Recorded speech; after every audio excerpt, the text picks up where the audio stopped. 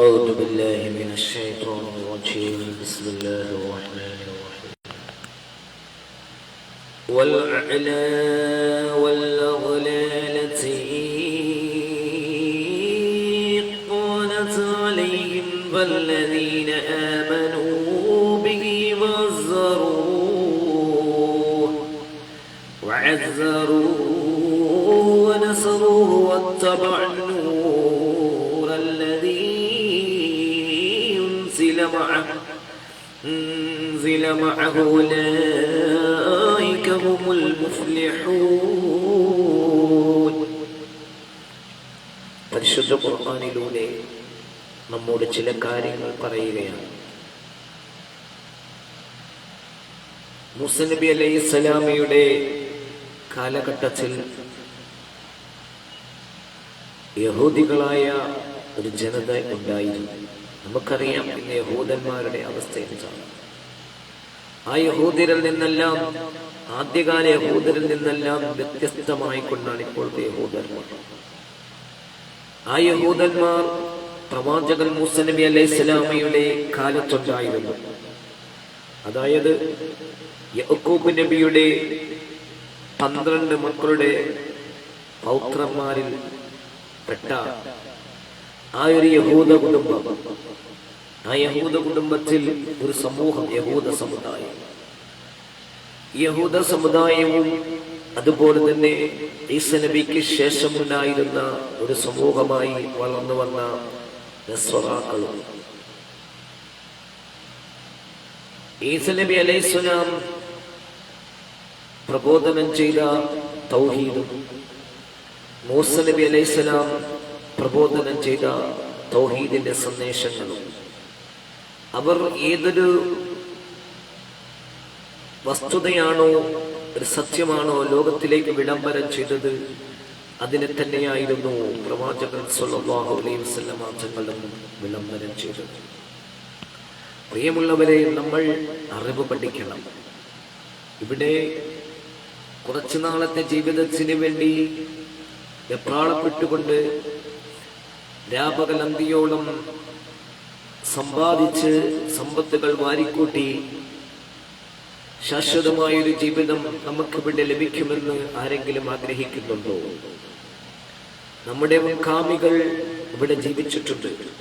സമ്പത്തിലും പ്രതാപത്തിലും സമ്പന്നതയുടെ ഭയങ്കരമായ ഉയർച്ചയിൽ ജീവിച്ചിരുന്ന സമൂഹമായിരുന്നു ഇതിനു മുമ്പുണ്ടായിരുന്നവർ. എല്ലാവരുമല്ല, പരീക്ഷണമെന്നോളം സമ്പത്തുകൾ വാരിക്കൊടുത്തിരുന്ന ഒരു സമൂഹം നമ്മുടെ കാലഘട്ടത്തിന് മുന്നേ ജീവിച്ചിരുന്നു. ഇപ്പോഴും നമ്മുടെ ആളുകളിൽ സമ്പന്നരും പാവപ്പെട്ടവരുമുണ്ട്. എന്തായാലും സഹോദരന്മാരെ, നമ്മുടെ വിശ്വാസം അതാണ് നമ്മുടെ വിജയം. നാം തോന്നുന്നതിന്റെ പിന്നാലെ പോയി നമ്മുടെ ജീവിതം പാഴാക്കരുതേ എന്ന് ഒരിക്കൽ കൂടി ഞാൻ പറയുകയാണ്. പ്രിയമുള്ളവരെ, യഹൂദികളെ കുറിച്ചും നസ്രാക്കളെ കുറിച്ചും ബഹുദൈവ ആരാധകരെ കുറിച്ചും പരിശുദ്ധ ഖുർആൻ പറയുമ്പോൾ എന്തിനാണ് ഈ 3 കൂട്ടരെ കുറിച്ചും, അതുപോലെ തീ ആരാധകരെ കുറിച്ചും, മനുഷ്യനെ ആരാധിക്കുന്നവരെ കുറിച്ചും, മറ്റുള്ള വസ്തുക്കളെ കുറിച്ച് ആരാധിക്കുന്നവരെ കുറിച്ചും പരിശുദ്ധ ഖുർആൻ പ്രതിപാദിക്കുന്നത് എന്ന് നമ്മൾ ഒന്ന് ആലോചിച്ചു നോക്കണം. ഒരു ഗ്രന്ഥത്തിലും മുസ്ലിം സമുദായത്തെ എടുത്ത് പേര് പറഞ്ഞുകൊണ്ട് ഒരു സമുദായത്തിന്റെ ഗ്രന്ഥങ്ങളിലും നമുക്ക് കാണാൻ സാധിക്കില്ല. മുസ്ലിം എന്ന സമുദായത്തെ പേരെടുത്തുകൊണ്ടോ അല്ലെങ്കിൽ ഇസ്ലാം എന്നുള്ളതായ പേര് പറഞ്ഞുകൊണ്ടോ ഒരു പ്രസ്ഥാനത്തിലും ഒരു ഗ്രന്ഥത്തിലും കാണാൻ സാധിക്കില്ല. കാരണം ആ ഗ്രന്ഥങ്ങളെല്ലാം അവരുടെ മതവുമായി ബന്ധപ്പെട്ട കാര്യങ്ങൾ മാത്രമാണ് ചർച്ച ചെയ്തുകൊണ്ടിരുന്നത്. അതിൽ മാത്രം വിശ്വസിക്കുകയും അവരുടെ കാര്യങ്ങൾ, അവരുടെ മതങ്ങൾ വലിയ രീതിയിൽ ആക്കി എടുക്കണമെന്നുള്ള പ്രത്യേകമായ തയ്യാറെടുപ്പിലൂടെ എഴുതപ്പെട്ട കാര്യങ്ങളാണ്. നമ്മൾ വളരെ ശ്രദ്ധയോടുകൂടി ഈ കാര്യങ്ങൾ ശ്രദ്ധിക്കേണ്ടതുണ്ട്. ഹിന്ദു മതത്തിന്റെ അടിസ്ഥാനം എന്ന് പറഞ്ഞാൽ മാമുനിമാരാണ്. പുരാണങ്ങളും സ്മൃതികളും അടങ്ങുന്നതായ പൗരാണിക കാലത്തെ സ്വാമി ദയാനന്ദ സരസ്വതികളെ പോലെയും വാൽമീകിയെ പോലെയുമുള്ള ആചാര്യന്മാരാൽ എഴുതപ്പെട്ട ഗ്രന്ഥങ്ങൾ, അവരുടെ ഹൈന്ദവ സഹോദരന്മാരുടെ പുരാണങ്ങൾ, എത്രയോ പുരാണങ്ങളുണ്ട്, ഇഷ്ടംപോലെ പുരാണങ്ങളുണ്ട്. ആ പുരാണങ്ങളെല്ലാം മാമുനിമാർ എഴുതപ്പെട്ടതാണ്, മനുഷ്യന്റെ കരങ്ങളാൽ നിർമ്മിക്കപ്പെട്ടതാണ്. അതിൽ തന്നെ പലവിധ കുറവുകളും കുറ്റങ്ങളും ഉള്ളതായി ചില പുരാണങ്ങൾ എടുത്തു കാണിക്കുന്നുണ്ട്. എന്തായാലും ഞാൻ പറഞ്ഞു വന്ന കാര്യം, ഇസ്ലാം മറ്റു മതങ്ങളിലെ വിശ്വാസങ്ങളെക്കുറിച്ച്, അതിന്റെ പോരായ്മകളെക്കുറിച്ചും അത് സ്വീകരിച്ച് മുന്നോട്ട് പോകുന്നതിന്റെ പരാജയങ്ങളെ സംബന്ധിച്ചും പരിശുദ്ധ ഖുർആൻ വളരെ വ്യക്തമായി പറയുന്നുണ്ട്. അതുകൊണ്ട് പ്രിയമുള്ളവരെ, നിങ്ങൾ ഒരു വേള ചിന്തിക്കേണ്ടിയിരിക്കുന്നു. ഞാനും നിങ്ങളും ഈ ലോകത്ത് നിന്നും ഏത് സമയവും മരണപ്പെട്ടു പോകും. മരണപ്പെട്ട് ആരാണോ നമ്മെ അയച്ചത് അവന്റെ സന്നിധിയിലേക്ക് നാം പോകുന്നതാണ്, യാതൊരു സംശയമില്ല. അതിനിടയിൽ വേറെ പല ആളുകളുടെയും പല ദൈവങ്ങളുടെയും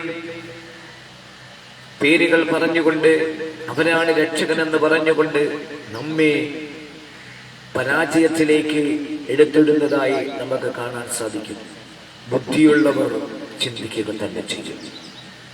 പരിശുദ്ധ ഖുർആൻ പറയുന്നു, വൽ അഗ്ലാലല്ലതി കാനത് അലൈഹിം വല്ലദീന ആമനൂ ബിഹി അസ്റഹു വനസറുഹു വത്തബഉൻ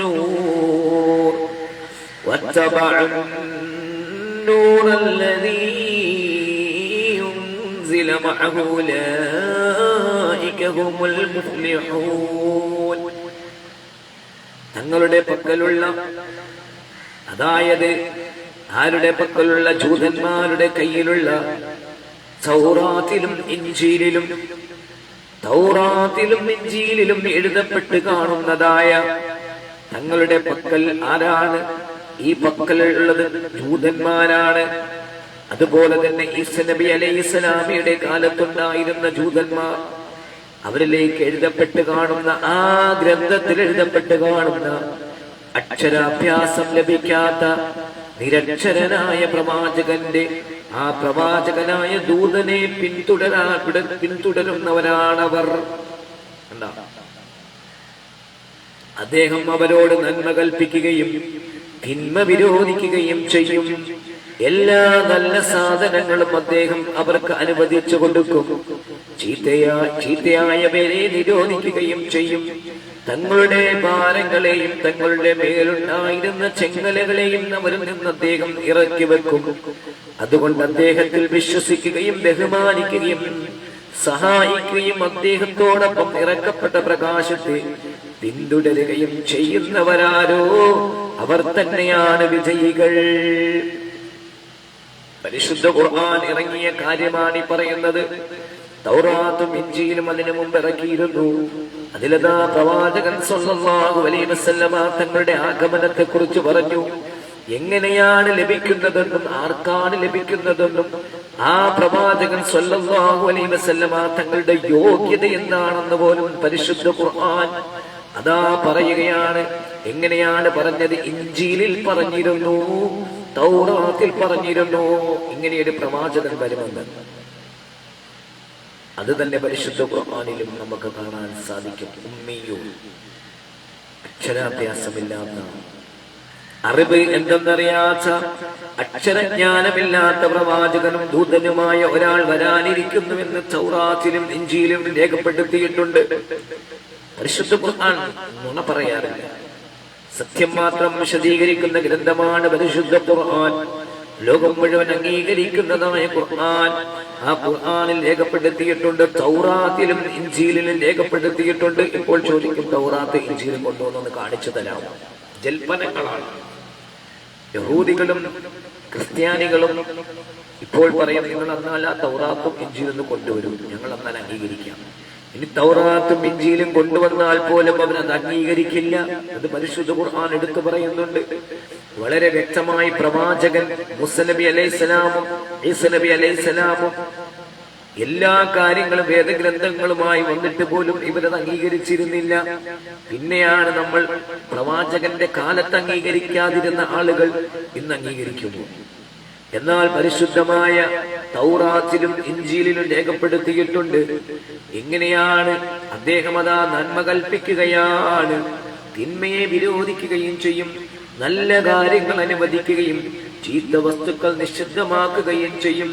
ജനങ്ങളുടെ ഭാരങ്ങളും അവരുടെ മേൽ പതിച്ചിരുന്ന ചങ്ങലകളും ഇറക്കി വെക്കുകയും ചെയ്യും. ഈ വിശേഷണങ്ങൾ തൗറാത്തിലും ഇഞ്ചീലിലും രേഖപ്പെടുത്തിയിട്ടുണ്ട്. ആ പ്രവാചകൻ ആഗതനായാൽ അദ്ദേഹത്തെ അംഗീകരിക്കുകയും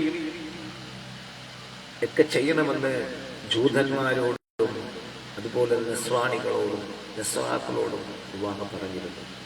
അദ്ദേഹത്തെ അംഗീകരിക്കാൻ ജൂതന്മാരും ക്രിസ്ത്യാനികളും ബാധ്യസ്ഥരാണ്. എങ്കിലേ അവർക്ക് വിജയം പ്രാപിക്കാൻ കഴിയുകയുള്ളൂ. പരിശുദ്ധ ഖുർആൻ വളരെ വ്യക്തമായി പറയുകയാണ്. അങ്ങനെയുള്ളവരാണ് വിജയികൾ. ഉലൈക ഹുമുൽ മുഫ്ലിഹൂൻ. എങ്ങനെയാണ് അല്ലദീന ഉൻസില മഅഹു, ഉലൈക ഹുമുൽ മുഫ്ലിഹൂൻ. അദ്ദേഹത്തോട് ഇറക്കപ്പെട്ട ആ പ്രകാശത്തെ പിന്തുടരുകയും ചെയ്യുന്നവരാരോ അവരാണ് വിജയികൾ. നമ്മൾ വളരെ വ്യക്തമായി മനസ്സിലാക്കണം സഹോദരന്മാരെ. ആ 14 ഗ്രന്ഥങ്ങൾ മാത്രമേ ഭൂമി ലോകത്ത് ദൈവികമായ ഗ്രന്ഥങ്ങളായിട്ടുള്ളൂ. പിന്നെ ഏടുകളാണ്. നമ്മൾ മനസ്സിലാക്കണം, ഇതിന്റെ ആധികാരികത, ബൈബിളിന്റെ ആധികാരികതയെക്കുറിച്ചും അതിന്റെ ഉൽപ്പത്തിയെ സംബന്ധിച്ചും സഹോദര സമുദായത്തിൽപ്പെട്ട ക്രിസ്ത്യാനികൾ വളരെയധികം ഗൗരവത്തോടുകൂടി എടുക്കേണ്ടതാകുന്നു. നമ്മൾ വളരെയധികം ചിന്തയോടുകൂടി നിഷ്പക്ഷമായി നിന്നുകൊണ്ട് ഓരോ പുസ്തകങ്ങളെ കുറിച്ചും നമ്മൾ പഠിക്കേണ്ടിയിരിക്കുന്നു. അപ്പോസ്തല പ്രവർത്തനങ്ങൾ, ഓരോരുത്തർ കൊടുത്ത അറിയിപ്പുകൾ, ലേഖനങ്ങൾ, ഇതൊക്കെ ആര് എഴുതി, ദൈവികമായ കാര്യങ്ങളാൽ എഴുതിയതാണോ, ദൈവത്തിന്റെ വചനങ്ങളാണോ എന്നൊക്കെ നാം വളരെയധികം പറയേണ്ടിയിരിക്കുന്നു, ചിന്തിക്കേണ്ടിയിരിക്കുന്നു. എന്നാൽ പരിശുദ്ധ ഖുർആൻ അല്ലാഹു സുബ്ഹാനഹു വ തആല മാത്രം പറയുന്ന വചനങ്ങളാണ്. ദൈവത്തിന്റെ വചനങ്ങൾ പറയുന്ന ഒരു ഗ്രന്ഥമുണ്ട് എങ്കിൽ സംശയം വേണ്ട, അത് പരിശുദ്ധ ഖുർആൻ മാത്രമേ ഉള്ളൂ. ഞാൻ കഴിഞ്ഞ കാര്യങ്ങളിലൊക്കെ പറഞ്ഞിരുന്നു, ഓരോരുത്തരുടെയും പേരുകൾ അതിൽ പറയുന്നുണ്ട്. ഇത് എന്നാൽ പരിശുദ്ധ ഖുർആനിൽ ഒരു വ്യക്തിയുടെയും പേര് എടുത്ത് പറയുന്നില്ല എന്നുള്ളതാണ്. ഖുൽ യാ അയ്യുഹന്നാസു ഇന്നി റസൂലുള്ളാഹി ഇലൈക്കും ജമീഅൻ അല്ലദീന ലഹു മുൽഖുസ് സമാവാതി വൽ അർദ് ലാ ഇലാഹ ഇല്ലാ ഹുവ യുഹ്യീ വ യുമീത് فآمنوا بالله ورسوله النبي الأمي الذين يؤمن بالله وكلماته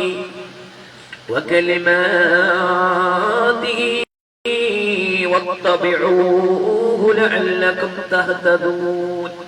അപ്പോൾ നമ്മൾ പറഞ്ഞത് പരിശുദ്ധമായ ഇഞ്ചീലിലും തൗറാത്തിലും നബി സല്ലല്ലാഹു അലൈഹി വസല്ലമ തങ്ങൾ ആഗതമാകുമെന്ന് വളരെ വ്യക്തമായി പറഞ്ഞിട്ടുണ്ട് എന്ന് നമ്മൾ പറഞ്ഞു. അതിൽ പ്രവാചകന്റെ ആ ഒരു യോഗ്യത, പ്രവാചകൻ അതിനകത്ത് നിരക്ഷരൻ, വിദ്യാഭ്യാസമില്ലാത്തവനാണെന്ന് വരെയും എടുത്തു പറഞ്ഞു. അത് നബിയുടെ പദവിയെ കുറയ്ക്കുന്നതല്ല, പ്രവാചകന്റെ പദവിയെ അതായത് കുറക്കുന്നതല്ല. പക്ഷേ ആ അറിവില്ലാത്തവരിലേക്ക് വഹിയിലൂടെ എല്ലാത്തിനെ കുറിച്ച് പഠിച്ച ഒരു വ്യക്തിയാവുമ്പോൾ അദ്ദേഹത്തിന് നൈപുണ്യമുണ്ടാകും. അവിടെയാണ് നമ്മൾ മനസ്സിലാക്കേണ്ടത്. മുൻവേദങ്ങളെ കുറിച്ച് പഠിച്ച ഒരാളാകുമ്പോൾ ആ വേദങ്ങളിലുള്ള കാര്യങ്ങൾ പറയുമെന്ന് പറയാം. പക്ഷേ അറിവില്ലാത്തൊരു മനുഷ്യനിലേക്ക് അല്ലാഹു ഇറക്കുകയാണ്. പ്രത്യേകമായി പറഞ്ഞു, അറിവില്ലാത്ത മനുഷ്യനാണ്, അക്ഷരാഭ്യാസമില്ലാത്ത മനുഷ്യനിലേക്ക് വഹി മുഖേനയാണ് ഇറക്കുന്നത്. പറയുക, ജനങ്ങളെ, തീർച്ചയായും ആകാശഭൂമികളുടെ ആധിപത്യം വഹിക്കുന്ന പടച്ച തമ്പുരാനിൽ നിന്ന് നിങ്ങളിൽ ആഗമനം വന്നിട്ടുള്ള ദൂതനാണ് ഞാൻ. നബിയെ താങ്കൾ പറഞ്ഞു കൊടുക്കണേ, ഖുൽ യാ അയ്യുഹന്നാസ് ഇന്നി റസൂലുള്ളാഹി ഇലൈക്കും ജമീഅ. അല്ലാഹുവിൽ നിന്നുള്ളതായ പടച്ച തമ്പുരാനിൽ നിന്ന് ഇറക്കപ്പെട്ട ദൂതനാണ് നിങ്ങളിൽ ആഗമനം. കണ്ടാ എങ്ങനെയാണ് ഖുൽ യാ അയ്യുഹന്നാസ് ഇന്നി റസൂലുള്ളാഹി ഇലൈക്കും ജമീഅ, മൊത്തത്തിലേക്കാണ്, ഒരു സമൂഹത്തിലേക്കല്ല, ഇസ്രായേലിലേക്കല്ല, അല്ലെങ്കിൽ ഏതെങ്കിലും ഒരു സമൂഹത്തിലേക്കല്ല. വഹാദും വഹൂദ് എന്നൊക്കെ നമ്മൾ കേട്ടിട്ടുണ്ട്. ഹൂദ് സമൂഹത്തിലേക്കല്ല, ആദ് സമൂഹത്തിലേക്കല്ല, അതുപോലെ തന്നെ സമൂദ് ഗോത്രത്തിലേക്കല്ല, ലോകത്തുള്ള ജനങ്ങൾ ആകമാനത്തിലേക്ക് ഇറക്കപ്പെട്ട ജമീഅ, മൊത്തത്തിലുള്ള നാസിലേക്ക്. ഖുൽ യാ അയ്യുഹന്നാസ്, അവിടെയും പറയുന്നത് ജനങ്ങളെ, മുസ്ലിമേ എന്നല്ല പറയുന്നത്. പരിശുദ്ധ ഖുർആൻ പറയുന്ന ജനങ്ങളെ, തീർച്ചയായും ആകാശങ്ങളുടെ ആധിപത്യം വഹിക്കുന്ന അള്ളാഹുവിൽ നിന്ന് നിങ്ങളിലേക്ക് ആഗമനം വന്നിട്ടുള്ള ദൂതനാണ് ഞാൻ, അല്ലാതെ വെറുതെ ഒരു സ്ഥലത്തുനിന്ന് വന്നതല്ല. എന്തിനാണ് അള്ളാഹിന്റെ പേര് പറഞ്ഞത്? പ്രവാചകൻ സല്ലല്ലാഹു അലൈഹി വസല്ലം തങ്ങൾ തീർച്ചയായും ദൈവത്തിൽ നിന്ന് വന്നവനാണെന്ന് എടുത്തു പറയുന്നുണ്ട്. അപ്പോൾ എന്നെ നയിക്കുന്നവനും എനിക്ക് കാര്യങ്ങൾ പറഞ്ഞു തരുന്നവനും എല്ലാം അല്ലാഹുവാണെന്ന് പ്രവാചകൻ. അവനല്ലാതെ ഒരു ഇലാഹില്ല, അവനല്ലാതെ ഒരു ആരാധ്യനില്ല, അവനല്ലാതെ ഒരു ദൈവമില്ല, അവനല്ലാതെ ഒരു സൃഷ്ടാവില്ല. അവൻ ജീവിപ്പിക്കുകയും മരിപ്പിക്കുകയും ചെയ്യുന്നവനാണ്. അവനാണ് സർവ്വജീവജാലങ്ങളെയും ജീവിപ്പിക്കുന്നത്, സർവ്വജീവജാലങ്ങളെയും മരിപ്പിക്കുകയും ചെയ്യുന്നവനാണ്.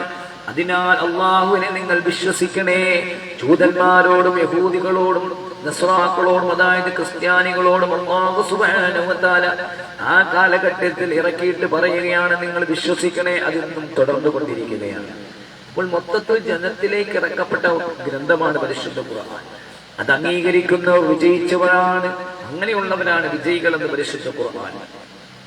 അള്ളാഹുവിന്റെ അവന്റെ വചനങ്ങളിലും വിശ്വസിക്കുന്ന, അക്ഷരാഭ്യാസമില്ലാത്ത അവന്റെ പ്രവാചകനായ ദൂതനിലും നിങ്ങൾ വിശ്വസിക്കുകയും അദ്ദേഹത്തെ പിന്തുടരുകയും ചെയ്യുക, നിങ്ങൾ സന്മാർഗം പ്രാപിക്കാൻ വേണ്ടി. അപ്പൊ നിങ്ങൾ അങ്ങനെ പോകുന്നവരാണ് യഥാർത്ഥത്തിൽ സന്മാർഗ, സത്യമാർഗം. അപ്പോൾ സത്യമാർഗമല്ലേ എന്ന് ചോദിച്ചാൽ അവരുടെ കാഴ്ചപ്പാട് സത്യമാർഗമാണ് എന്നവർക്ക് തോന്നുന്നു. പക്ഷേ അവർ സത്യമാർഗത്തിലൂടെ അല്ല പോയിക്കൊണ്ടിരിക്കുന്നത്, അവർ ദുർമാർഗത്തിലൂടെയാണ് സഞ്ചരിച്ചു കൊണ്ടിരിക്കുന്നതെന്ന് പരിശുദ്ധ ഖുർആൻ. പക്ഷേ അവരുടെ പ്രവർത്തനങ്ങളെ ഭംഗിയായി സാത്താൻ കാണിപ്പിച്ചു കൊടുത്തിരിക്കുന്നു എന്നതാണ് മറ്റൊരു വസ്തുത. وَمِنْ قَوْمِ مُوسَى أُمَّةٌ يَهْدُونَ بِالْحَقِّ وَبِهِ يَعْدِلُونَ, സത്യമനുസരിച്ച് മാർഗദർശനം നൽകുകയും, അതായത് മാർഗദർശനം ചെയ്യുകയും അത് പ്രകാരം നീതി പാലിക്കുകയും ചെയ്യുന്ന ഒരു വിഭാഗം മൂസാ നബിയുടെ ജനതയിലുണ്ട്. മൂസാ നബി അലൈഹിസ്സലാമിന്റെ ജനതയിലുണ്ടായിരുന്ന നല്ലവരുണ്ടായിരുന്നു, നീതി പാലിക്കുകയും ചെയ്യുന്ന ഒരു വിഭാഗം ഉണ്ടായിരുന്നു. പക്ഷേ വിക്കാരികളായ ജനതയും ഉണ്ടായിരുന്നു എന്ന് പരിശുദ്ധ ഖുർആൻ. അതായത് പ്രവാചകൻ, കഴിഞ്ഞുപോയ പ്രവാചകന്മാരെല്ലാം തന്നെ ചില പ്രത്യേക കാലത്തേക്കും സമുദായത്തിലേക്കും മാത്രം അയക്കപ്പെട്ടിരുന്നു. മുഹമ്മദ് നബി സല്ലല്ലാഹു അലൈഹി വസല്ലം തങ്ങൾ അങ്ങനെയല്ല. ലോകാവസാനം വരെയുള്ള മനുഷ്യത്തിലേക്ക് മൊത്തത്തിലാകമാനം ഇറക്കപ്പെട്ട, നിയോഗിക്കപ്പെട്ട പ്രവാചകനാണ് പ്രവാചകൻ സല്ലല്ലാഹു അലൈഹി വസല്ലം തങ്ങൾ. മൂസാ നബി അലൈഹിസ്സലാമിയുടെ ജനതയുടെ വിശ്വാസ ആചാര വൈകൃതങ്ങളെ കുറിച്ചും നമുക്കറിയാവുന്നതാണ്. എന്നാൽ സത്യസന്ധരും സർവൃദ്ധരുമായ ആളുകളും മൂസാ നബിയുടെ ജനതയിൽ ഉണ്ടായിരുന്നു എന്ന് നാം മനസ്സിലാക്കണം. മൂസാ നബി അലൈഹിസ്സലാമിന്റെ സമുദായത്തിലെ യഹൂദന്മാർ വളരെയധികം പോരായ്മകൾ, ധിക്കാരികളായിരുന്നുവെന്ന് നമുക്ക് പരിശുദ്ധ ഖുർആനിലൂടെ നമുക്ക് പല സ്ഥലങ്ങളിലും കാണാം. ഇന്നും ലോകത്ത് ഏറ്റവും കൂടുതൽ ധിക്കാരം പ്രവർത്തിച്ചു കൊണ്ടിരിക്കുന്നത് ആ അനുയായികളിൽപ്പെട്ടവരാണ്, അല്ലയോ? ആ പേരുകൊണ്ട് ആ ജൂതന്മാരിൽപ്പെട്ടവരാണ്. അവർ തൗറാത്തിനെ മാത്രം അംഗീകരിച്ചു, ഖുർആൻ തള്ളിക്കളഞ്ഞു, ഇഞ്ചീലിനെ തള്ളിക്കളഞ്ഞു. അങ്ങനെയുള്ള ജൂതന്മാർ, യാക്കൂബ് നബിയുടെ സന്താന പരമ്പരയിൽപ്പെട്ട ആ ജൂതന്മാർ, ജൂത സമുദായത്തിൽപ്പെട്ടവർ ഇന്നും അള്ളാഹുവിനെ എതിർത്തുകൊണ്ടിരിക്കുകയാണ്. ആലോചിച്ചു നോക്കാം. وَقَطَعْنَاهُمُ 12 أَسْبَاطً أُمَمًا وَأَوْحَيْنَا إِلَى مُوسَى إِذِ اسْتَسْقَاهُ قَوْمُهُ أَنِ اضْرِبْ بِعَصَاكَ الْحَجَرَ فَانبَجَسَتْ مِنْهُ 12 عَيْنًا. قد علم كل أناس مشربهم وظللنا عليهم الغمام وأنزلنا عليهم المن والسلوى كلوا من طيبات ما رزقناكم وما ظلمونا ولكن كانوا أنفسهم يظلمون وإذ استسقى موسى അവരെ നാം 12 കുടുംബങ്ങളായി വിഭാഗങ്ങളായി വിഭജിച്ചു. മൂസാ നബി അലൈഹിസ്സലാം തന്റെ ജനത വെള്ളം ആവശ്യപ്പെട്ടപ്പോൾ തങ്ങളുടെ വടി കൊണ്ട് കല്ലിനെ അടിക്കുക എന്ന് മൂസാ നബി അലൈഹിസ്സലാമിലേക്ക് സന്ദേശം നൽകി. ആരാണ് പടച്ച തമ്പുരാൻ? അല്ലാഹു. മൂസാ നബി അലൈഹിസ്സലാമിയുടെയും പ്രവാചകൻ സ്വല്ലല്ലാഹു അലൈഹി വസല്ലമ തങ്ങളുടെ സുട്ടാവായ അല്ലാഹു സന്ദേശം നൽകുകയാണ്, അടിക്കുക. അതിൽ നിന്ന് 12 ഉറവകൾ പൊട്ടുകയുണ്ടായി.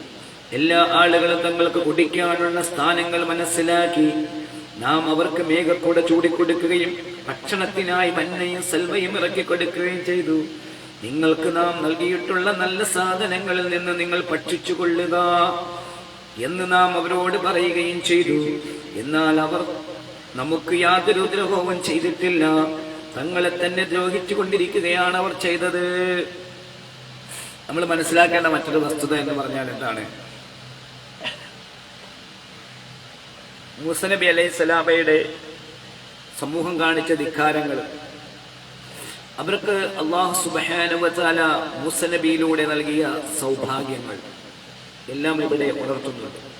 കാളക്കുട്ടിയെ ആരാധിച്ചതായ ഒരു വിഭാഗം ധിക്കാരികൾ അതിൽ ഉറച്ചു നിൽക്കുകയും അങ്ങനെ പ്രത്യേകമായി കാളയെ സാമിരി എന്ന് പറയുന്ന സ്വർണ്ണപ്പണിക്കാരൻ നിർമ്മിച്ചു കൊടുത്ത ശബ്ദം പുറപ്പെടുവിക്കുന്ന, ഓട്ടോമാറ്റിക്കലി ശബ്ദം പുറപ്പെടുവിക്കുന്ന കാളക്കുട്ടിയെ ആരാധിച്ച് അള്ളാഹുവിനെ മറന്ന് ധിക്കരിച്ച് പ്രശ്നമുണ്ടാക്കുകയും അവർ പരസ്പരം കൊന്നൊടുക്കുകയും പരസ്പരം കൊല്ലുകയും ചെയ്തതായ സംഭവങ്ങളെല്ലാം നമുക്കറിയാവുന്നതാണ്. പക്ഷേ ഇതിനകത്ത് അനുഗ്രഹങ്ങൾ, ഇസ്രായേൽ ഈജിപ്തിൽ നിന്ന് ബൈത്തുൽ മുഖദ്ദസിലേക്ക് പോകുന്നതിനിടയിൽ സിനാ മരുഭൂമിയിൽ താമസിച്ചിരുന്ന സന്ദർഭത്തിലുണ്ടായ ചില സന്ദർഭങ്ങൾ മനസ്സിലാക്കണേ, വിവരിക്കുകയാണ്. യാക്കൂബ് നബിയുടെ 12 മക്കളുടെ പൗത്രന്മാരായ അവർ 12 ഗോത്രങ്ങളായിരുന്നു. മരുഭൂമിയിൽ വെച്ച് കഠിനമായ ദാഹം അനുഭവപ്പെട്ടപ്പോൾ അവർ മൂസാ നബിയോട് വെള്ളം ആവശ്യപ്പെട്ടു. അപ്പോൾ മരുഭൂമിയിൽ കഠിനമായ ദാഹം അനുഭവപ്പെട്ടപ്പോൾ അവർ മൂസാ നബിയോട് വെള്ളം ആവശ്യപ്പെട്ടു. അള്ളാഹുവിന്റെ നിർദ്ദേശപ്രകാരം മൂസാ നബി അലൈഹിസ്സലാം കല്ലിലടിക്കുകയും 12 ഉറവകൾ ഉത്ഭവിക്കുകയും ചെയ്തു. ഓരോ ഗോത്രത്തിനും ഓരോ ഉറവകൾ കുടിക്കാൻ നിശ്ചയിച്ചു കൊടുക്കുകയും ചെയ്തു. എന്ത് ചെയ്ത്? കഠിനമായ ചൂടിൽ നിന്ന് രക്ഷ കിട്ടാൻ മേഘക്കുടകളതാ ചൂടിക്കൊടുക്കുകയും ആഹാരത്തിനും മന്നയും സൽവയും ഇറക്കുകയും ചെയ്തു. ചെറിയ വൃക്ഷങ്ങളിൽ മഞ്ഞുകണങ്ങൾ പോലെ വീണിരുന്ന ഒന്നാണ് മന്ന, ഒരുതരം ചെറിയ പക്ഷിയാണ് സൽവ. ഇങ്ങനെയെല്ലാം മഹത്തായ അനുഗ്രഹങ്ങൾ ചെയ്തു കൊടുത്തിട്ടും പടച്ച തമ്പുരാനോട്, തന്റെ സൃഷ്ടാവിനോട്, അല്ലാഹുവിനോട് കടുത്ത നന്ദികേട് കാണിക്കുകയാണ് അവർ ചെയ്തത്. മന്നയും സൽവയും ആകാശത്ത് നിന്ന് ഇറക്കിക്കൊടുത്തതെന്നാണ് പ്രബലമായ അഭിപ്രായം. മന്ന എന്നാൽ കട്ടത്തേനും സൽവ എന്നാൽ വാനമ്പാടി പക്ഷിയുടെ ഇറച്ചിയെന്നും. എന്തായാലും സ്വർഗീയമായ ആഹാരങ്ങൾ, ആകാശത്തിൽ നിന്നും പ്രത്യേകമായ ഭക്ഷണങ്ങൾ ഇറക്കി കൊടുക്കുകയാണ് ചെയ്തത്. മൂസാ നബി അലൈഹിസ്സലാമിന്റെ കാര്യങ്ങൾ നമുക്ക് എല്ലാവർക്കും അറിയാം. അപ്പോൾ നാം പറഞ്ഞു വന്നത് എന്താണ്? തൗറാത്തിലും ഇൻജീലിലും പ്രവാചകൻ സ്വല്ലല്ലാഹു അലൈഹി വസല്ലമ തങ്ങളെ കുറിച്ച് വളരെ വ്യക്തമായി പറഞ്ഞിട്ടുണ്ട്. അതുകൊണ്ട് യഹൂദികളോടും നസ്രാക്കൾ, അതായത് ക്രിസ്ത്യാനികളോടും നിങ്ങൾ വിജയികളാകുവാൻ വേണ്ടി പ്രവാചകൻ സ്വല്ലല്ലാഹു അലൈഹി വസല്ലമ തങ്ങളിലേക്ക് അവതീർണമായ പരിശുദ്ധ ഖുർആനെ നിങ്ങൾ അംഗീകരിക്കണമേ എന്ന് പരിശുദ്ധ ഖുർആൻ ആഹ്വാനം ചെയ്യുകയാണ്. നബി സല്ലല്ലാഹു അലൈഹി വസല്ലമ തങ്ങൾ ഇത് തന്നെയാണ് പ്രബോധനം ചെയ്തത്. അന്നുള്ള കാലഘട്ടത്തിൽ ക്രിസ്തീയ പുരോഹിതന്മാരോടും യഹൂദ പുരോഹിതന്മാരോടുമെല്ലാം പ്രവാചകൻ സല്ലല്ലാഹു അലൈഹി വസല്ലമ തങ്ങൾ ഇത് പറഞ്ഞിരുന്നു. വേദഗ്രന്ഥത്തിൽ വിജ്ഞാനമുള്ള പലരും ഇത് അംഗീകരിച്ചുകൊണ്ട് ഇസ്ലാമിലേക്ക് വന്നിട്ടുണ്ട്. അറിവുള്ളവർക്കാണ് ഇത് ഉത്ബോധനം ഫലം ചെയ്യുക. ബൈബിളിനെ കുറിച്ച് ആധികാരികമായ അറിവുള്ള ആളുകൾ ആരായിക്കൊള്ളട്ടെ, ആണായിക്കൊള്ളട്ടെ, പെണ്ണായിക്കൊള്ളട്ടെ, തൗറാത്തിൽ ഗഹനമായ പഠനം നടത്തി ആഴത്തിലുള്ള അറിവുകൾ മനസ്സിലാക്കിയ അവർ ദൈവത്തെ അന്വേഷിച്ചു നടക്കുമ്പോൾ അവർ ചെന്നെത്തുന്നത് പരിശുദ്ധ ഖുർആനിലൂടെയാണ്. ആ പരിശുദ്ധ ഖുർആനിന്റെ നൂറാകുന്ന ആ ദിവ്യ സന്ദേശങ്ങൾ അള്ളാഹുവിന്റെ പ്രകാശത്തെ അംഗീകരിച്ചുകൊണ്ട് സത്യമതത്തിലേക്ക് വന്നുകൊണ്ട് അവർ വിജയം പ്രാപിക്കുകയാണ്. അത് ഓരോരുത്തരുടെ ഹല്ല്, ഭാഗ്യം എന്നൊക്കെ പറയാം. അള്ളാഹു അവരുദ്ദേശിച്ചവരെ നേർമാർഗത്തിലാക്കുന്നു. പക്ഷെ നമ്മൾ അതിനു വേണ്ടി ശ്രമിക്കേണ്ടത് നമ്മുടെ ഓരോ വ്യക്തികളുടെയും കർത്തവ്യമാണ്, കടമയാണ്, സന്ദർഭോചിതമായി നാം പറയുകയാണ്. وَإِذْ قِيلَ لَهُمُ اسْكُنُوا هَٰذِهِ الْقَرْيَةَ وَكُلُوا مِنْهَا حَيْثُ شِئْتُمْ وَقُولُوا حِطَّةٌ وَادْخُلُوا الْبَابَ سُجَّدًا نَغْفِرْ لَكُمْ خَطِيئَاتِكُمْ سَنَزِيدُ الْمُحْسِنِينَ. അവരോട് പറഞ്ഞ സന്ദർഭം ഓർക്കുക. എന്താണ്? ഈ പട്ടണത്തിൽ നിങ്ങൾ താമസിക്കുകയും അതിൽ ഇഷ്ടമുള്ളിടത്ത് നിന്ന് ഭക്ഷിക്കുകയും ചെയ്തു കൊള്ളുക. ഞങ്ങളുടെ പാപങ്ങൾ പുറത്തു തരണമേ എന്ന് പ്രാർത്ഥിക്കുകയും തല കുനിച്ചുകൊണ്ട് പട്ടണവാതിൽ കടക്കുകയും ചെയ്യുക. എന്നാൽ നിങ്ങളുടെ പാപങ്ങൾ നാം പുറത്തു തരാം. സുകൃതം ചെയ്തവർ ഇന്നവർക്ക് നാം കൂടുതൽ പ്രതിഫലം നൽകുകയും ചെയ്യും. മൂസ നബി അലൈഹി സ്വലാമയുടെ സമൂഹം തെറ്റുകൾ ചെയ്തിരുന്നു. അപ്പോൾ അതിന്റെ പാപപരിഹാരം എന്നോളം അല്ലാഹു സുബ്ഹാനഹു വ തആല അവരോട് പശ്ചാത്താപം ആവശ്യപ്പെട്ടു. മൂസ നബി പറയുന്നതനുസരിച്ച് നിങ്ങൾ ചെയ്യണമേ എന്ന് മൂസ നബി അലൈഹി സ്വലാമിനോട് അവരോട് പറയുവാൻ അല്ലാഹു ആജ്ഞാപിച്ചു, കൽപ്പിച്ചു. പക്ഷേ അവരിൽ പലരും ധിക്കാര മനോഭാവത്തോടുകൂടി 100-ൽ 95% ധിക്കാരമാണ് കാണിച്ചതെന്ന് നമുക്ക് മനസ്സിലാക്കാം. وَبَدَّلَ الَّذِينَ ظَلَمُوا مِنْهُمْ قَوْمًا غَيْرَ الَّذِينَ قِيلَ لَهُمْ فَأَرْسَلْنَا عَلَيْهِمْ رِجْزًا مِنَ السَّمَاءِ بِمَا كَانُوا يَظْلِمُونَ. എന്നാൽ അവരിൽ നിന്നും അക്രമം കാണിച്ചവർ തങ്ങളോട് നിർദ്ദേശിക്കപ്പെട്ടതല്ലാത്ത ചില വാക്കുകൾ ഉപയോഗിച്ചു. അപ്പോൾ അക്രമം പ്രവർത്തിച്ചു കൊണ്ടിരുന്നതിന്റെ ഫലമായി അവർക്ക് നാം ആകാശത്തു നിന്നും കഠിനമായ ശിക്ഷ അയച്ചു കൊടുത്തു. മൂസ നബി അലൈഹി സ്വലാമയുടെ കാര്യങ്ങൾ എന്തിന് പരിശുദ്ധ ഖുർആനിലൂടെ പറഞ്ഞു? കാരണം പ്രവാചകൻ സല്ലല്ലാഹു അലൈഹി വസല്ലമ തങ്ങൾ ഒരു ദിവ്യ സന്ദേശവുമായി, ഒരു കിതാബുമായി വരുമ്പോൾ, അല്ലെങ്കിൽ ഒരു ഗ്രന്ഥം ഇറക്കപ്പെടുമ്പോൾ, നബിക്ക് ഇറക്കപ്പെടുമ്പോൾ അതിനു മുമ്പുണ്ടായിരുന്ന വേദഗ്രന്ഥങ്ങളെ അംഗീകരിക്കുകയും അതിന്റെ കാര്യങ്ങൾ പ്രവാചകനെ അറിയിച്ചു കൊടുക്കുകയും ചെയ്തു. അക്ഷരാഭ്യാസമില്ലാത്ത, തൗറാത്തിലും ഇഞ്ചീലിന്റെ ഭാഷ പോലും അറിയാത്ത, അതായത് വേദങ്ങളിൽ അറിവില്ലാത്ത പ്രവാചകൻ സല്ലല്ലാഹു അലൈഹി വസല്ലമ തങ്ങൾക്ക് പിന്നീട് എവിടെ കിട്ടി? അവിടെയാണ് ജനങ്ങളെ നിങ്ങൾ ചിന്തിക്കേണ്ടത്. പിന്നീട് ഇഞ്ചീലിന്റെ ഭാഷ അറബിയായിരുന്ന നബിക്ക് എങ്ങനെ കിട്ടി? അത് എത്ര വർഷം കൊണ്ട് പഠിച്ചു? ഒരു ഭാഷ പഠിക്കണമെങ്കിൽ എന്തോരം പാടുണ്ട് സഹോദരന്മാർ, എന്തോരം ബുദ്ധിമുട്ടുണ്ട്, എന്തോരം റിസ്ക് ഉണ്ട്. അത് തൗറാത്ത്, ഇബ്രു ഭാഷയിലുള്ള തൗറാത്ത് പഠിക്കണം. അതുപോലെ തന്നെ സിറിയക്ക് ഭാഷയിൽ, സുറിയാനി ഭാഷയിൽ ഇറക്കപ്പെട്ട ഇഞ്ചീല് പഠിക്കണം. അത് മനുഷ്യനെ സംബന്ധിച്ചിടത്തോളം, ഒരു മനുഷ്യനെ സംബന്ധിച്ചിടത്തോളം എത്ര നാളത്തെ പരിശ്രമം വേണം. അത് പഠിക്കാൻ തന്നെ ജീവിതം മുഴുവൻ ഒഴിച്ചു വെക്കണം.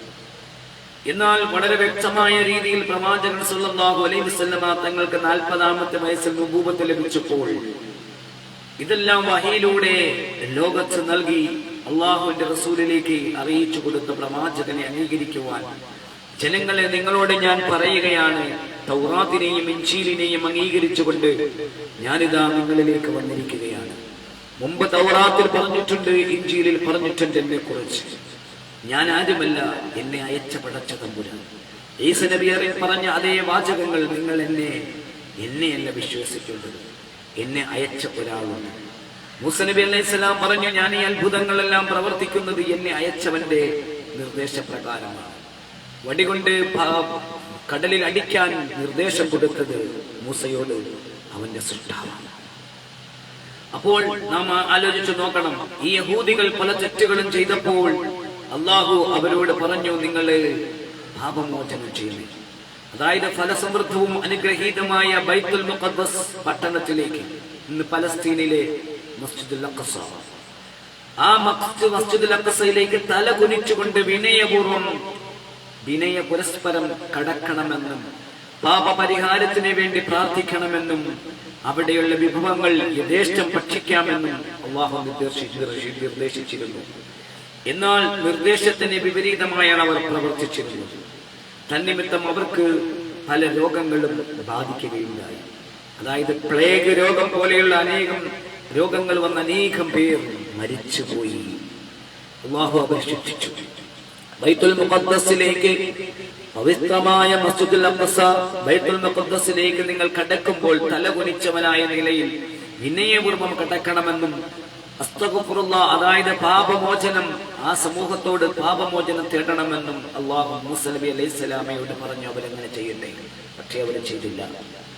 അവർ ധിക്കാരികളായിരുന്നു. ഇന്നും ധിക്കാര മനോഭാവത്തോടുകൂടി ജൂതന്മാർ മുന്നോട്ട് പോകുകയാണ്. പ്രിയമുള്ളവരെ, നമ്മൾ മനസ്സിലാക്കണം യഹൂദന്മാരുടെ സ്വഭാവങ്ങൾ എന്തായിരുന്നു. വസ്അലുഹും അനിൽ ഖരിയത്തില്ലതി ഖാലത് ഹാദിറത്തുൽ ബഹരി ഇദ് യഅദൂന ഇല സബ്തി ഇദ് തഅതീഹിം ഈതാനും യൗമ സബ്തിഹിം വശുറഅൻ വയൗമ ലാ തസ്ബിതൂന ലാ തഅതീഹിം കദാലിക നബ്ലുഹും ബിമാ കാനൂ യഫ്സുഖൂൻ. സമുദ്രതീരത്ത് സ്ഥിതി ചെയ്തിരുന്ന പട്ടണവാസികളെ കുറിച്ച് അവരോട് ചോദിക്കണേ, അവരോട് ചോദിക്കുക. അവർ ശനിയാഴ്ച ദിവസം അതിക്രമം കാണിച്ചപ്പോഴത്തെ സ്ഥിതിയെ കുറിച്ച്, അതായത് അവർ സാബത്ത് നാൾ ആചരിക്കുന്ന ദിവസം മത്സ്യങ്ങൾ വെള്ളത്തിന് മീതെ പൊന്തി വരികയും സാബത്ത് ആചരിക്കാത്ത ദിവസങ്ങളിൽ മത്സ്യങ്ങൾ വരാതിരിക്കുകയും ചെയ്തപ്പോഴുണ്ടായ സ്ഥിതിഗതിയെ കുറിച്ച് ധിക്കാരം പ്രവർത്തിക്കുന്നവരായ കൊണ്ട് അവരെ നാം അപ്രകാരം പരീക്ഷിച്ചു. പരിശുദ്ധ ഖുർആൻ പറയുകയാണ്. ബൈബിളിലും ഇതേ കാര്യങ്ങൾ സാബത്തിനെ കുറിച്ച് പറയുന്നുണ്ട്. പ്രിയമുള്ള മുഅ്മിനീങ്ങളെ, പ്രിയമുള്ള ക്രിസ്ത്യാനികളെ, നിങ്ങൾ പഠിക്കണേ. പരിശുദ്ധ ഖുർആനിൽ എന്തിനു വേണ്ടി ഇതെല്ലാം പറഞ്ഞു? ആ ഗ്രന്ഥങ്ങളിലും ഈ ഗ്രന്ഥങ്ങളിലും സാബത്തിനെ കുറിച്ചും മൂസ നബിയെ കുറിച്ചും എന്തിനാണ് ഇത്രയധികം വിശദീകരിച്ച് പറയുന്നത്? നിങ്ങൾ കണ്ട് മനസ്സിലാക്കി, നിങ്ങൾ മനസ്സിലാക്കിക്കൊണ്ട് സത്യമതത്തിലേക്ക് നിങ്ങൾ വരുവാൻ, നിങ്ങൾ വിജയികളാകുവാൻ വേണ്ടി പരിശുദ്ധമായ ഖുർആൻ നിങ്ങൾ വിളിക്കുകയാണ്. ഈ യഹൂദികളെ, നസ്രാക്കളെ, നിങ്ങൾ പരിശുദ്ധ ഖുർആനും ബൈബിളും അതുപോലെ തന്നെ ഇഞ്ചീലും സബൂറും അതുപോലെ തന്നെ തൗറാത്തും അതിനു മുമ്പുള്ള സബൂർ, ഈ ഗ്രന്ഥങ്ങളെ കുറിച്ച് നിങ്ങൾക്ക് അഗാധമായ പാണ്ഡിത്യമില്ല. എന്നാൽ ബൈബിളിനെ കുറിച്ച് നിങ്ങൾക്ക് ഒരുവിധം അറിയാം. എന്നാൽ ആ ബൈബിളിനെ കുറിച്ച് നിങ്ങൾ പഠിക്കണേ. പരിശുദ്ധ ഖുർആനെ കുറിച്ച് നിങ്ങൾ പഠിക്കണേ. സാബത്തിനെ കുറിച്ച് പറയുന്നുണ്ട്, ഖുർആനും പറയുന്നുണ്ട്, ബൈബിളും പറയുന്നുണ്ട്. ശനിയാഴ്ച ദിവസം ആരാധനയ്ക്കായി ഒഴിക്കണമെന്നും മത്സ്യബന്ധത്തിൽ ഏർപ്പെടവും മറ്റ് ജോലികളിൽ ഏർപ്പെടരുതെന്നും ജൂതന്മാരോട് നിർദ്ദേശിച്ചിരുന്നു. അല്ലാഹുവിന്റെ കൽപ്പനയായിരുന്നു. എന്നാൽ ചെങ്കടൽ തീരത്ത് ഐലത്ത് എന്ന സ്ഥലത്ത് താമസിച്ചിരുന്ന യഹൂദികൾ, ഐലത്ത് എന്ന സ്ഥലത്ത് താമസിച്ചിരുന്ന യഹൂദികൾ ആ നിർദ്ദേശം ലംഘിച്ചു. അവിടെ ശനിയാഴ്ച ധാരാളം മത്സ്യങ്ങൾ പ്രത്യക്ഷപ്പെടുകയും മറ്റു ദിവസങ്ങളിൽ മത്സ്യങ്ങളെ കാണാതിരിക്കുകയും ചെയ്തിരുന്നു. അല്ലാഹുവിന്റെ ഒരു പരീക്ഷണമായിരുന്നു അത്. ഇത് മനസ്സിലാകാതെ അവർ ശനിയാഴ്ച ദിവസങ്ങളിൽ മത്സ്യബന്ധനം നടത്തി. അവരുടെ ധിക്കാര മനോഭാവം, എന്ത് പറഞ്ഞാലും അംഗീകരിക്കാത്ത ഒരു സ്വഭാവത്തിന്റെ ഉടമകളായിരുന്ന യഹൂദികൾ ഇന്നും അത് തന്നെ. ആ യഹൂദികളിൽ ഐലത്ത് എന്ന് പറയുന്ന ഒരു സ്ഥലത്ത് താമസിച്ചിരുന്ന ഒരു വിഭാഗം, അവരോട് ശനിയാഴ്ച നിങ്ങൾ ആരാധനകൾ വ്യാപൃതനാകണം. നബി സല്ലല്ലാഹു അലൈഹി വസല്ലം തങ്ങളുടെ ഉമ്മത്തിൽ ജുമുഅ കൊടുത്തതുപോലെ فإذا قضيت الصلاة فانتشروا في الأرض وابتغوا من فضل الله واذكروا الله كثيرا لعلكم تفلحون وإذا رأوا تجارة أو لهوا انفضوا إليها وتركوك قائما قل ما عند الله خير من اللهو ومن التجارة والله خير الرازقين. നിങ്ങൾ നമ്മളുടെ കച്ചവടങ്ങളും വിനോദങ്ങളും എല്ലാം മാറ്റിവെക്കണം. ഭക്ഷണം തരുന്നവൻ അല്ലാഹുവാണ് എന്നതുപോലെ അതാ സാബത്ത് ആചരിക്കുന്നവരോട്, ആ സാബത്തിന്റെ ആളുകളോട് ഒന്ന് ആരാധന ചെയ്യാൻ പോകരുതെന്ന് പറഞ്ഞു. പക്ഷെ അവർ ചെയ്തു. وَإِذْ قَالَتْ أُمَّةٌ مِّنْهُمْ لِمَ تَعِظُونَ قَوْمًا اللَّهُ مُهْلِكُهُمْ وَمُعَذِّبُهُمْ ومعذبهم عذابا شديدا قالوا معذرة إلى ربكم ولعلكم يتقون. അള്ളാഹു നശിപ്പിക്കുകയോ കഠിനമായി ശിക്ഷിക്കുകയോ ചെയ്യുന്ന ഒരു ജനതയ്ക്ക് നിങ്ങൾ എന്തിനാണ് ഉപദേശം നൽകുന്നതെന്ന് അവരിൽ ഒരു വിഭാഗം ചോദിച്ച സന്ദർഭം ഓർക്കുക. അവർ പറഞ്ഞു, നിങ്ങളുടെ രക്ഷിതാവിങ്കൽ ഞങ്ങളുടെ നിരപരാധിത്വം തെളിയിക്കാൻ അവർ സൂക്ഷിച്ചെങ്കിലോ എന്നോർത്തുമാണ്.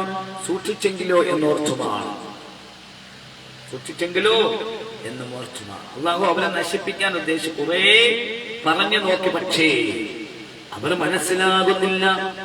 യഹൂദികൾ ഇപ്പോഴും പലസ്തീനിന്റെ മേലിൽ എന്ത് ചെയ്തുകൊണ്ടിരിക്കുകയാണ്? അക്രമം പ്രവർത്തിച്ചു കൊണ്ടിരിക്കുകയാണ്. ആര് പറഞ്ഞാലും, ഏത് രാജ്യങ്ങൾ പറഞ്ഞാലും അവരുടെ ധിക്കാരം അത് ഒന്നും ഒരു ആത്മസംയമനത്തിനോ അല്ലെങ്കിൽ ഒരു മസ്ലഹത്തിനോ അല്ലെങ്കിൽ ഒരു ചർച്ചയ്ക്കോ ഇവർ തയ്യാറാകാതെ ഇവരുടെ സ്വന്തമായ നിലപാടിലൂടെ മുന്നോട്ട് പോയിക്കൊണ്ടിരിക്കുകയാണ്.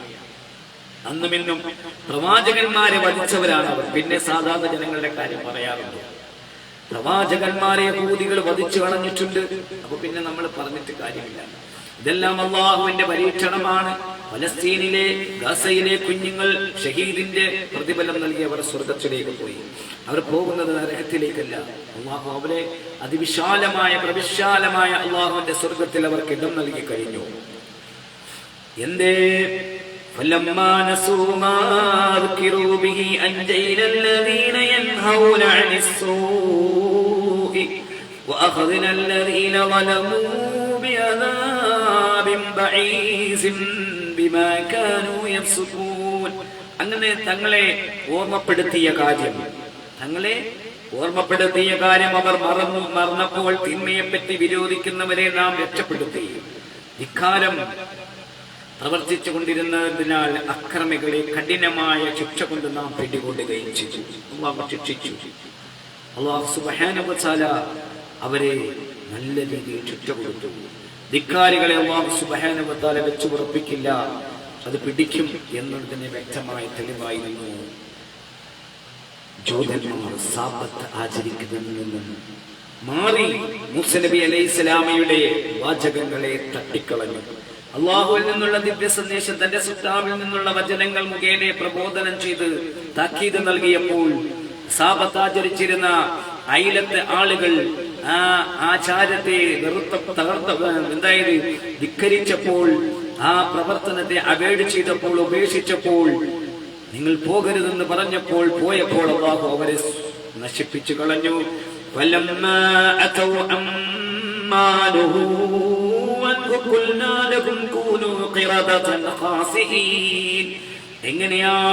എങ്ങനെയാണ് നശിപ്പിച്ചത്? അങ്ങനെ തങ്ങളോട് വിരോധിക്കപ്പെട്ട കാര്യം അവർ ധിക്കാരപൂർവ്വം പ്രവർത്തിച്ചപ്പോൾ നിന്ദ്യരായ കുരങ്ങുകളാകുക എന്ന് നാം അവരോട് പറഞ്ഞു.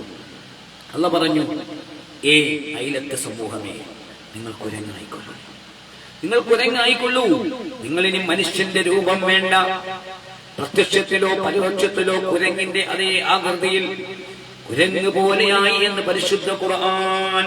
അന്നത്തെ ജൂതന്മാർ ധിക്കാരത്തിൽ ഒരടി കൂടി മുന്നോട്ട് പോയി. ധിക്കാരികളായിരുന്നു. ആദ്യം രഹസ്യമായും പിന്നീട് പരസ്യമായും ശനിയാഴ്ച ദിവസങ്ങളിൽ അവർ മത്സ്യബന്ധനത്തിൽ ഏർപ്പെട്ടു. ഒരു വിഭാഗം പണ്ഡിതന്മാരും സദ്ബുദ്ധരായ ആളുകളും അവരെ ഉപദേശിച്ചു. മത്സ്യബന്ധനത്തിൽ നിന്ന് അവരെ നിരോധിച്ചു.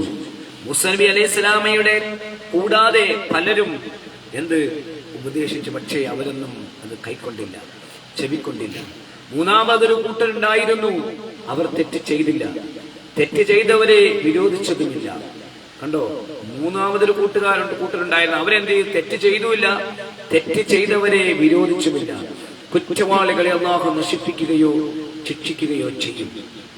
അവരെ ഉപദേശിച്ചിട്ട് എന്ത് കാര്യം? ഇതായിരുന്നു അവരുടെ നിലപാട്. കുറ്റവാളികളെ ഉപദേശിച്ചവരോട് എന്തിന് നീ പാഴ്വേലയിലേക്ക് നിൽക്കുന്നു എന്നവർ ചോദിക്കുകയും ചെയ്തു. ഞങ്ങളുടെ ബാധ്യത നിറവേറ്റുകയാണ്, പ്രയോജനം കണ്ടില്ലെങ്കിലോ? അതായിരുന്നു അവരുടെ മറുപടി. ഒടുവിൽ കുറ്റവാളികളെ അല്ലാഹു ശിക്ഷിച്ചു, കുരങ്ങുകളാക്കി മാറ്റി. സതുപദേശം ചെയ്തവരെ ശിക്ഷിക്കുകയും ചെയ്തു. മൗനം ദീക്ഷിച്ചവരെ എന്ത് ചെയ്തുവെന്ന് ഖുർആൻ വ്യക്തമാക്കുന്നില്ല എന്നുള്ളതാണ്. അപ്പോൾ ഖുർആനിലൂടെ മൗനം ദീക്ഷിച്ചവർക്കും അദാബ് ഇറങ്ങും. നമുക്കറിയാം, ഹദീസുകളിലൂടെ നമുക്ക് കാണാൻ പറ്റും, ഒരു സ്ഥലത്ത് ഒരു പ്രശ്നം നടക്കുമ്പോൾ അത് കണ്ടുകൊണ്ട് മൗനം ഭജിക്കുന്ന ആളുകളിലും അദാബ് ഇറങ്ങുമെന്ന ഹദീസുകൾ നമുക്ക് വളരെ വ്യക്തമായി പറയുന്നുണ്ട്. അവർക്ക് ശിക്ഷയുണ്ട്. എന്തുകൊണ്ടത് തടഞ്ഞില്ല എന്നവരോട് ചോദിക്കപ്പെടും. അതിനുള്ള ശിക്ഷ അല്ലാഹു സുബ്ഹാനഹു വ തആല അവർക്ക് കൊടുക്കും.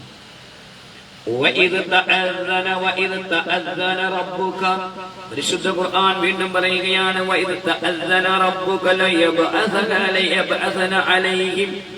إلى يوم القيامة من يسومهم سوء العذاب إن ربك لسريع العقاب فإنه لغفور رحيم. അവർക്ക് നേരെ കഠിന ശിക്ഷ അനുഭവിപ്പിക്കുന്നവരെ ലോകാവസാനം വരെ അയക്കുക തന്നെ ചെയ്യുമെന്ന് താങ്കളുടെ നാഥൻ അറിയിച്ച സന്ദർഭം ഓർക്കുക. താങ്കളുടെ നാഥൻ വളരെ വേഗം ശിക്ഷ നൽകുന്നവനും ഏറെ പൊറുക്കുന്നവനും പരമകാരുണ്യകനും തന്നെയാകുന്നു. وَقَطَعْنَاهُمْ فِي الْأَرْضِ أُمَمًا مِّنْهُمُ الصَّالِحُونَ وَمِنْهُمْ دُونَ ذَلِكَ وَبَلَوْنَاهُمْ بالحسنات والسيئات لعلهم يرجعون. അവരെ നാം ഭൂമിയിൽ പല വിഭാഗങ്ങളായി ഭിന്നിപ്പിച്ചു. അവരിൽ നല്ലവരും അല്ലാത്തവരുമുണ്ട്. അവർ ധിക്കാരത്തിൽ നിന്ന് മടങ്ങേണ്ടതിനായി നന്മ കൊണ്ട് തിന്മ കൊണ്ടും നാം അവരെ പരീക്ഷിച്ചു. ജൂതന്മാരുടെ കാര്യമാണ് പറയുന്നത്. ജൂതന്മാർ പൊതുവെ ധിക്കാരികളും അക്രമകാരികളും ആയതിനാൽ അവരെ വിഷമിപ്പിക്കുകയും പാഠം പഠിപ്പിക്കുകയും ചെയ്യുന്ന ശക്തികളെ ലോകാവസാനം വരെ അവരുടെ നേരെ തിരിച്ചുവിടും എന്നാണ് പരിശുദ്ധ ഖുർആൻ പറയുന്നത്. ജൂതന്മാർ ഛിന്ന ഭിന്നരാണെന്നും നല്ലവരും അല്ലാത്തവരും അവരുടെ കൂട്ടത്തിലുണ്ടെന്നും നല്ലതുകൊണ്ടും മോശമായതുകൊണ്ടും അവരെ നിരന്തരം പക്ഷിയിൽ പരീക്ഷിക്കുമെന്നും തൊട്ടടുത്ത വ്യാഖ്യാനം വ്യക്തമാക്കുന്നുണ്ട്. فخلف من بعدهم خلف ورثوا الكتاب يأخذون عرض هذا الأدنى ويقولون سيغفر لنا وإن يأتيهم عرض مثلهم يأخذوه ألم يؤخذ عليهم ميثاق الكتاب ألا يقولوا على الله إلا الحق ودرسوا ما في والدار الآخرة خير للذين يتقون فلا تعقلون. അങ്ങനെ അവർക്ക് ശേഷം വേദഗ്രന്ഥത്തിന് അവകാശികളായി മറ്റൊരു കൂട്ടർ വന്നു. അവർ മതത്തെ വിറ്റു. ഈ അധോലോകത്തിലെ ജീവിത വിഭവങ്ങൾ വാങ്ങുകയും നമുക്ക് പൊറുക്കപ്പെടുമെന്ന് പറയുകയും ചെയ്തു. അതുപോലുള്ള വിഭവങ്ങൾ വേറെ കിട്ടുമ്പോൾ അതും അവർ വാങ്ങും. അള്ളാഹുവിന്റെ പേരിൽ സത്യമല്ലാതെ പറയരുതെന്ന് അവരിൽ നിന്ന് വേദഗ്രന്ഥത്തിൽ നിന്ന് കരാർ വാങ്ങുകയും അതിലുള്ളത് അവർ വായിക്കുകയും ചെയ്തിട്ടില്ലേ? പരലോക വീടാണ് സൂക്ഷ്മതയോടെ ജീവിക്കുന്നവർക്ക് ഉത്തമമെന്ന് നിങ്ങൾ ചിന്തിക്കുന്നില്ലേ? പരിശുദ്ധ ഖുർആൻ പറയുകയാണ്. അങ്ങനെ അവർക്ക് ശേഷം വേദഗ്രന്ഥത്തിന്റെ അവകാശികളായി മറ്റൊരു കൂട്ടർ വന്നു. അവർ മതത്തെ വിറ്റു. അതായത് ഈ ലോകത്തിലെ ജീവിത വിഭവങ്ങൾ വാങ്ങുകയും നമുക്ക് പൊറുക്കപ്പെടുമെന്ന് പറയുകയും ചെയ്തു. അതുപോലെ വിഭവങ്ങൾ വേറെ കിട്ടുമ്പോൾ അതും അവർ വാങ്ങും. അള്ളാഹുവിന്റെ പേരിൽ സത്യമല്ലാതെ പറയരുതെന്ന് അവരിൽ നിന്ന് വേദഗ്രന്ഥത്തിൽ കരാറ് വാങ്ങുകയും അതിൽ ഉള്ളത് അവർ വാങ്ങുകയും ചെയ്തിട്ടില്ലേ? പരലോക വീടാണ് സൂക്ഷ്മതയോടെ ജീവിക്കുന്നവർക്ക് ഉത്തമം. നിങ്ങൾ ചിന്തിക്കുന്നില്ല? പരിശുദ്ധ ഖുർആൻ والذين يمسكون بالكتاب وأقاموا الصلاة إنا لا نضيع أجر المحسنين. വേദഗ്രന്ഥം മുറുകെ പിടിക്കുകയും നമസ്കാരം മുറപ്രകാരം നിർവഹിക്കുകയും ചെയ്യുന്നവർ നന്മ ചെയ്തവരാണ്. തീർച്ചയായും നന്മ ചെയ്യുന്നവരുടെ പ്രതിഫലം നാം പാഴാക്കുകയില്ല. പരിശുദ്ധ ഖുർആൻ പറയുകയാണ്. അതായത് ജൂതന്മാരിൽ നല്ലവരും അല്ലാത്തവരും ഉണ്ടായിരുന്നു. കാലം കഴിഞ്ഞു. തീരെ നിലവാരം ഇല്ലാത്ത ഒരു വിഭാഗമാണ് തൗറാത്തിന്റെ അവകാശികളായി പിന്നീട് രംഗത്ത് വന്നത്. തൗറാത്തിന്റെ അവകാശികളായി പിന്നീട് ഒരു വിഭാഗം രംഗത്ത് വന്നത്. മതത്തെ വിറ്റും ഭൗതിക ജീവിത വിഭവങ്ങൾ വാരിക്കൂട്ടുക എന്നതിൽ കവിഞ്ഞ് അവർക്ക് വേറെ ഒരു ലക്ഷ്യവും ഇല്ലായിരുന്നു. തങ്ങൾ എന്ത് തെറ്റ് ചെയ്താലും അള്ളാഹു പൊറുക്കും എന്നാണ് അവർ കരുതുന്നത്. തങ്ങളുടെ വേദഗ്രന്ഥത്തിൽ പറയുന്നതൊന്നും അവർ ശ്രദ്ധിക്കാറേയില്ല. എന്നാൽ തൗറാത്ത് മുറുകെ പിടിച്ച് ജീവിച്ചവർക്ക് തക്കതായ പ്രതിഫലം ലഭിക്കുക തന്നെ ചെയ്യും. അപ്പോൾ പിന്നീടുണ്ടായ ആ തലമുറകൾ തൗറാത്ത് എന്ന് പറയുന്ന ഗ്രന്ഥത്തെ അംഗീകരിക്കാതെ തന്നിഷ്ടപ്രകാരം ആ തൗറാത്തിനെ തീരെ വിലയില്ലാത്ത രീതിയിൽ അംഗീകരിച്ചുകൊണ്ട് മുന്നോട്ട് പോയിരുന്ന ഒരു വിഭാഗമായി ഇന്നും അധപ്പതിച്ച സമൂഹമായി ജൂത സമുദായം ഇന്നും നിലനിൽക്കുന്നുണ്ട്. അവർ ആ തൗറാത്തിനെയാണ് മുറുകെ പിടിച്ചിരിക്കുന്നത്. ആ തൗറാത്തിന്റെ അനുഭാവികൾ വില കുറഞ്ഞതായ, അതായത് ആ മതത്തെ അവർ വിറ്റ് കാശാക്കി അതിലെ നിയമങ്ങളെയെല്ലാം കാറ്റിൽ പറത്തി അവർ ഭൗതികപരമായ ലോകത്തുള്ള വിഭവങ്ങൾ വാരിക്കൂട്ടി. അത് മാത്രമായിരുന്നു അവരുടെ ലക്ഷ്യം, അല്ലാതെ ഒരു ലക്ഷ്യവുമില്ല. ഇന്ന് നടന്നുകൊണ്ടിരിക്കുന്ന ആ അനുഭവം ജൂതന്മാർ വളരെയധികം തെറ്റാണ് ചെയ്യുന്നത്. അതായത് ജൂതന്മാരുടെ തെറ്റായ നിലപാടിന് ഒത്തിരി ഉദാഹരണങ്ങൾ നമ്മൾ കണ്ടിട്ടുണ്ട്. അതുകൊണ്ട് ഇന്നും അവർ ആ തെറ്റുകൾ പ്രവർത്തിച്ചു കൊണ്ടിരിക്കുകയാണ്. അല്ലാഹു സുബ്ഹാനഹു വ തആല അവരെ ശിക്ഷിക്കുക തന്നെ ചെയ്യുമെന്ന് പരിശുദ്ധ ഖുർആൻ വളരെ വ്യക്തമായി പറയുന്നു. സഹോദരന്മാരെ, നമ്മൾ പരിശുദ്ധ ഖുർആനിൽ വളരെ വ്യക്തമായി നമ്മോട് ചില കാര്യങ്ങൾ ഉണർത്തുമ്പോൾ പരിശുദ്ധ ഖുർആൻ തൗറാത്തും ഇഞ്ചീലും അംഗീകരിച്ചുകൊണ്ട് മാനവ ലോകത്തിലേക്ക് ഇറക്കപ്പെട്ട പരിശുദ്ധ ഗ്രന്ഥമാണ്, അള്ളാഹുവിന്റെ നൂറാണ് പരിശുദ്ധ ഖുർആൻ എന്ന് വളരെ വ്യക്തമായി പറയുകയാണ്. അത് ഒരിക്കലെങ്കിലും നിങ്ങൾ വിശ്വാസത്തോടുകൂടി മറ്റു സമുദായത്തിലുള്ളവർ ഒന്ന് വായിച്ചു നോക്കിയിട്ട്, ഒന്ന് തുലനം ചെയ്തു കൊടുത്തു നോക്കിയിട്ട് തന്റെ ഗ്രന്ഥങ്ങളും ഈ ഗ്രന്ഥങ്ങളിലും തന്റെ സൃഷ്ടാവിനെ മനസ്സിലാക്കുവാൻ ഏത് ഗ്രന്ഥമാണ് ഉപകാരപ്പെടുന്നതെന്ന് മനസ്സിലാക്കി ചിന്തിച്ച് എന്നിട്ട് ഇഷ്ടമുള്ളതിനെ നിങ്ങൾക്ക് പിന്തുടരാം. ലാ ഇക്റാഹ ഫിദ്ദീനി ഖദ് തബയ്യന റുശ്ദു മിനൽ ഗയ് വമൻ യക്ഫുർ ബിത്താഗൂതി വയുമിൻ ബില്ലാഹി ഫഖദ് ഇസ്തംസക ബിൽ ഖുർവത്തിൽ വുസ്ഖ. ബലപ്രയോഗം ഇസ്ലാമിലില്ല. അള്ളാഹുവിന്റെ പ്രവാചകനോട് അള്ളാഹു പറഞ്ഞു, നബിയെ, താങ്കൾ ബലം പ്രയോഗിച്ചുകൊണ്ട് ആരെയും ദീനിലേക്ക് കൊണ്ടുവരുന്നു. താങ്കളുടെ ലക്ഷ്യം ഉത്ബോധനം മാത്രമാണ്. അവിടുത്തെ താബിഈങ്ങൾ, പ്രവാചകന്റെ ശേഷമുണ്ടായിരുന്ന ഖുലഫാഉർ റാഷിദീങ്ങളും അതുപോലെ ഉമവിയ ഭരണക്കാരും എന്ന് വേണ്ട അവിടുത്തെ ഖിലാഫത്തിന് ശേഷമുള്ള എല്ലാ അബ്ബാസിയ ഭരണകാലഘട്ടത്തും എല്ലാവരും ദീനിയായ പ്രബോധനവുമായി മുന്നോട്ട് പോയി.